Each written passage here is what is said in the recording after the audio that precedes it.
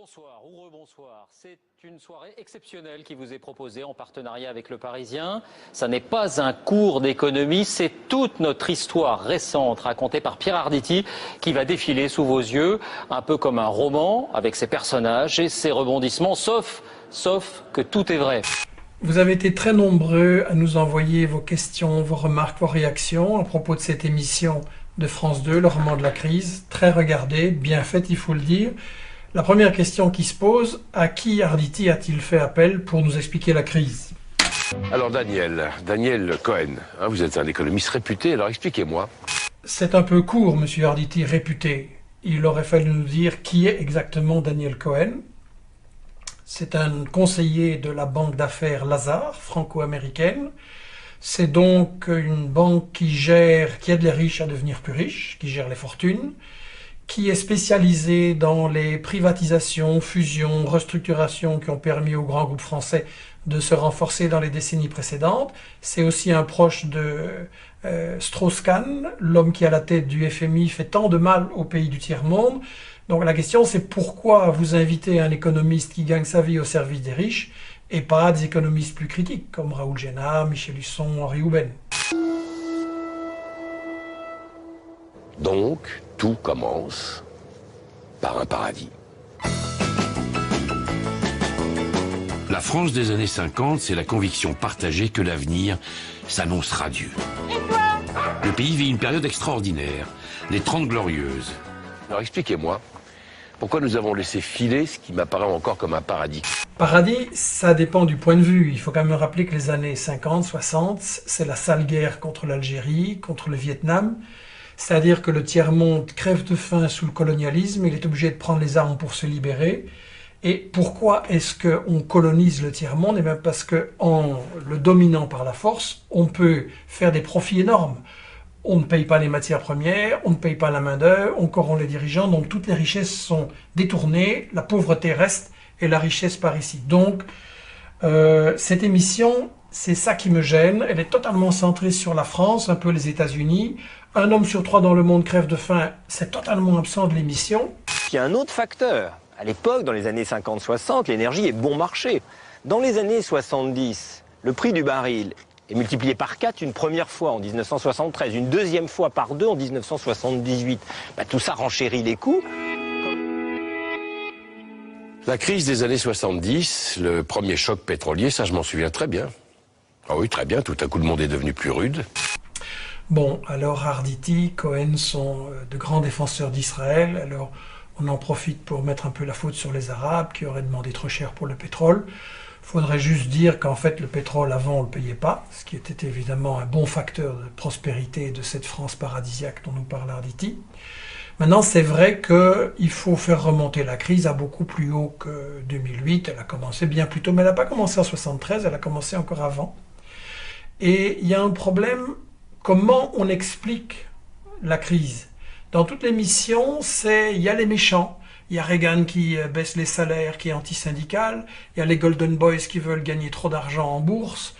Il y a les gentils aussi qui font des erreurs de temps en temps. Et les erreurs ont des conséquences. Mais en fait, l'explication des crises, c'est quelque chose de beaucoup plus fondamental. C'est pas une question de quelques personnages, contrairement à ce que nous explique à un moment donné, au tout début, Arditi. Je me dis comment avons-nous pu troquer ce monde paisible de mon enfance pour celui dans lequel nous vivons. Et j'ai fini par comprendre une chose. Il a fallu beaucoup de cupidité et de naïveté pour en arriver là.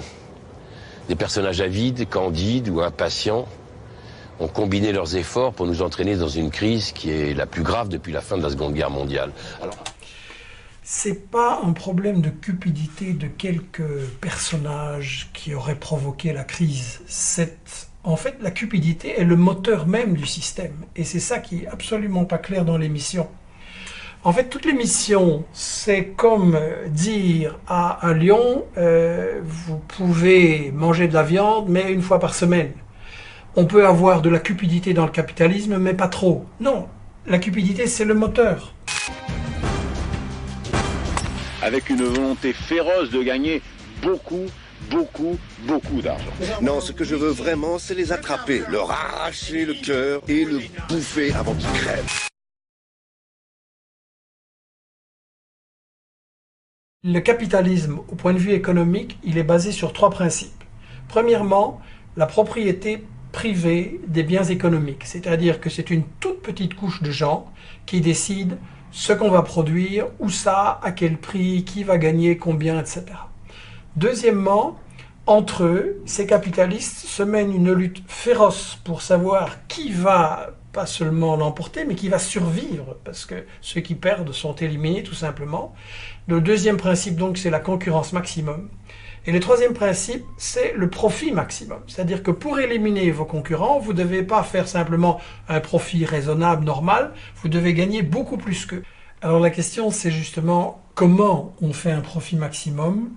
Et étant donné que les richesses sont produites par les travailleurs, bien en fait, on devient très riche en payant ces travailleurs le moins possible. Et c'est tout ça, l'art du capitaliste, c'est de licencier un maximum de gens pour faire le travail par ceux qui restent et de les payer le moins cher possible. En France, par exemple, il y a eu, en 20 ans, une diminution de plus de 9% de la part des salaires dans l'ensemble de ce que produit le pays. 9% qui sont passés des revenus du travail aux revenus du capital en payant moins bien les gens. La France est un pays où on produit, disons en moyenne, 1800 milliards d'euros par an. Eh bien, ça veut dire qu'il y a 100 milliards d'euros qui sont passés de la poche des travailleurs dans la poche des capitalistes. Après, évidemment, on vient nous dire « Ah, il y a un trou dans la Sécu, il y a un trou dans les retraites de 12 milliards. » Évidemment, on vient de faire 100 milliards de cadeaux aux riches, évidemment qu'il y a un trou. Et alors, à qui on va demander de combler ce trou? À ceux à qui on a fait des cadeaux? Non, à ceux qui ont déjà dû payer les cadeaux et qui vont devoir payer une deuxième fois. Et donc, la même politique qu'aux États-Unis, elle a été faite en Europe, c'est-à-dire qu'on a baissé les salaires, on a baissé les retraites, on a flexibilisé le travail des gens, on a joué sur le chômage, on a diminué les revenus des chômeurs. Et donc, être capitaliste, c'est ça, c'est diminuer la part des revenus qui va au travail. Mais après, vous avez un gros problème. À qui vous vendez? Si le fin du fin pour un capitaliste, c'est d'appauvrir les travailleurs, à qui on va vendre les marchandises qu'on est de plus en plus capable de produire? Et donc, la contradiction fondamentale qui explique la crise depuis 65, qui a été retardée, qui est rampante, on a fait des bulles pour la cacher, on a fait du crédit, mais c'est toujours la même crise depuis 65, c'est que les riches sont de plus en plus riches, capables de produire de plus en plus, et les autres ne sont pas capables d'acheter tout ça puisqu'on les a appauvris. Donc, si on veut faire de l'humour noir, on va dire que le problème de la crise, c'est que les riches sont trop riches. La morale de cette histoire, c'est que le marché ne peut pas tout. L'idée que les marchés financiers peuvent se gouverner tout seuls est une chimère. Mais on voit bien qu'on a besoin d'avoir recours à l'État pour qu'il fixe les règles. En fait, les États, ils n'ont pas perdu leur pouvoir. Ils l'ont utilisé au service de ce grand capital. Et la meilleure preuve, c'est qu'en 2000, tous les États européens, avec une majorité de gouvernements PS, se sont réunis à Lisbonne et ont décidé quoi? Ils ont décidé, en fait, de copier le modèle des États-Unis. Baisser les salaires le plus possible, allonger la durée du travail, pression sur les retraites, pression sur le chômage, une série de privatisations importantes. Mais quand vous privatisez le téléphone, l'électricité, la poste, le train, qu'est-ce qui se passe? 1. L'État encaisse moins de recettes. 2. Les gens payent beaucoup plus cher. L'électricité, la téléphonie, on n'a jamais payé aussi cher. Et en fait, ça veut dire que là encore, l'État a aidé à ce que plus de revenus aillent des travailleurs vers les capitales et les multinationales françaises et européennes qui ont fait énormément de bénéfices avec tout ça. Donc, en fait, c'est pas remplacé par le remplacer par Strauss-Kahn, ça va rien changer. Là, on a évidemment intérêt à nous faire croire qu'en changeant de cheval, ça va tout changer. C'est pas le cheval qui est le problème, c'est les règles de la course. Alors à la fin de cette émission, qui a en tout cas le mérite de faire réfléchir, de soulever des questions, tout le monde se demande quelles sont les solutions qu'ils vont nous proposer. Et alors là, patatras. Est-ce que dans cette planète encombrée, il y a encore une place pour la France? Mais bien sûr que oui. Il faut changer les menaces en opportunités. Je voyage énormément. J'ai fait un livre sur l'eau. Et je me rends compte que l'eau sera un des problèmes principaux que va rencontrer la planète. Et comme par hasard, les deux plus importantes et plus efficaces sociétés au monde dans le domaine de l'eau et de l'assainissement sont des sociétés françaises. Alors là, c'est justement un sujet que j'ai étudié en analysant comment, en Amérique latine, mais dans le monde aussi, En fait, vous avez eu le phénomène de la privatisation de l'eau, c'est tout récent. Il y a des multinationales françaises, effectivement, Suez, Vivendi, qui est devenu Veolia, qui ont fait main basse sur le marché de l'eau, avec le soutien justement de la Banque mondiale, du Fonds monétaire international, des copains de M. Cohen et Orsena, de la manière suivante, je cite, durant la seule année 2000, la Banque mondiale et le FMI ont imposé la privatisation de l'eau à 12 pays pauvres et endettés, Angola, Bénin, Guinée-Bissau, Honduras, etc. Mais comment est-ce que ça se passe sur le terrain? Eh bien, à Porto Rico, par exemple, le magistrat Carlos Lopez a critiqué Suez pour avoir consacré, je cite, beaucoup d'énergie à perfectionner les méthodes de facturation et d'encaissement, mais n'avoir apporté aucune amélioration à la distribution d'eau potable aux consommateurs. Au Mexique, Vivendi Veolia a augmenté les tarifs de 60%, avec de nombreux défauts de paiement et de nombreuses coupures. Les canalisations ne sont pas entretenues, les inondations sont fréquentes. Tout le monde se plaint. En Bolivie, il y a eu une grande lutte contre la privatisation de l'eau. On a réussi à faire marche arrière. Et donc, M. Orsena, là, je me demande dans quel intérêt est en train de nous dire qu'on devrait être fiers parce que ce sont des Français qui ont fait main basse sur l'eau et qui se comportent comme des voleurs d'eau dans le monde entier. Il y a quelqu'un qui a toujours gardé en tête ses préoccupations éthiques. C'est M. Mohamed Younous. Je pense qu'une petite somme d'argent peut changer une vie. Et je me bats pour faire reconnaître que l'argent, ou le crédit pour se mettre à son compte, est un droit fondamental. C'est le microcrédit, un système de petits prêts bancaires conçu pour aider les plus défavorisés à développer une activité et à sortir de la misère. Alors le microcrédit, ça a l'air magnifique, moral, philanthropique, le capitalisme devient enfin généreux. Mais en fait, il faut bien dire que c'est une solution bidon. Sur notre site Investigation, on a publié un article où un économiste indien, Senath, fait le bilan justement, comment ça fonctionne sur le terrain. Première chose qu'il constate, c'est que en fait, c'est pas les indigents qui ont accès à ça, c'est les moyens pauvres. Et ça ne résout rien. Bien sûr, il y a quelques femmes qui ont pu avoir un soulagement temporaire, mais ça ne résout pas le problème de fond. On a d'ailleurs une étude qui montre que 8 ans après avoir bénéficié des micro-prêts de M. Younous, la majorité des familles sont toujours pas en état de satisfaire leurs besoins de base. Et donc, elles utilisent l'argent prêté pour manger et pas pour un investissement productif. Et ça, on peut le comprendre justement en sachant qu'un prêt moyen de cette banque, c'est 130 $ au Bangladesh, moins en Inde. Et qu'est-ce que vous faites avec ça? Avec 130 $, vous achetez même pas une vache. Alors, ne parlons pas de résoudre le problème de la terre. Le problème de ces paysans indiens et Bangladesh, c'est qu'ils n'ont pas de terre. Et pour une terre, il faut au moins 2000 $. Et donc, le grand problème, c'est pourquoi ils n'en ont pas? Pourquoi il y a ces dernières années 150 000 paysans indiens qui se sont suicidés parce qu'ils n'arrivaient pas à rembourser et qu'ils étaient sans issue? Et ce qu'il faut dire, qui n'est pas dans l'émission, pour comprendre le drame des paysans de cette région et des paysans du Sud, c'est que nos multinationales sont responsables. Nos multinationales vont dans ces régions, elles prennent les matières premières, elles ne les payent pas, elles utilisent la main-d'œuvre, elles la payent le moins cher possible et donc ça en développe la pauvreté. Elles détruisent l'agriculture locale en déversant leurs produits, en utilisant quelques ressources pour l'agriculture d'exportation, mais pas du tout pour développer un marché local.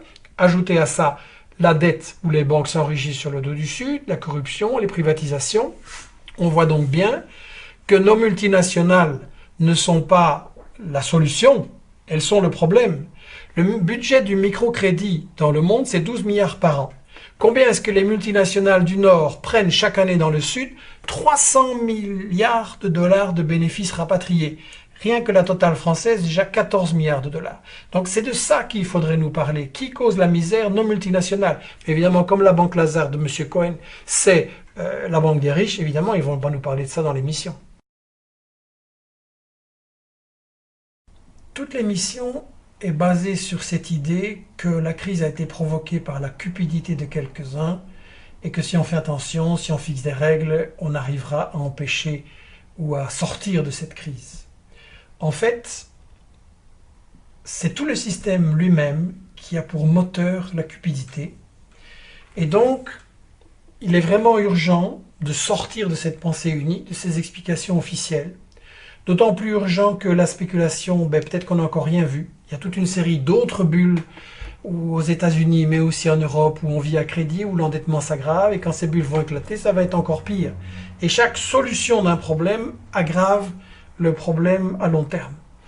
Il faut faire remarquer une chose, c'est que ce n'est pas une crise unique, exceptionnelle. Le capitalisme a déjà connu 3 très grandes crises. Je ne parle pas de petites crises qui ont lieu tous les 4 ou 5 ans, mais 3 très grandes crises qui durent vraiment longtemps. Il y en a une qui a commencé en 1873. Et comment est-ce que les États européens s'en sont sortis? En organisant la colonisation, en allant coloniser et piller les richesses. Et tout ça a débouché sur la Première Guerre mondiale. La deuxième grande crise, commencée en 29, pendant toutes les années 30, elle s'est résolue par la Deuxième Guerre mondiale et toute une série de destructions. Et la troisième, on est dedans maintenant. Alors effectivement, l'avenir est dangereux.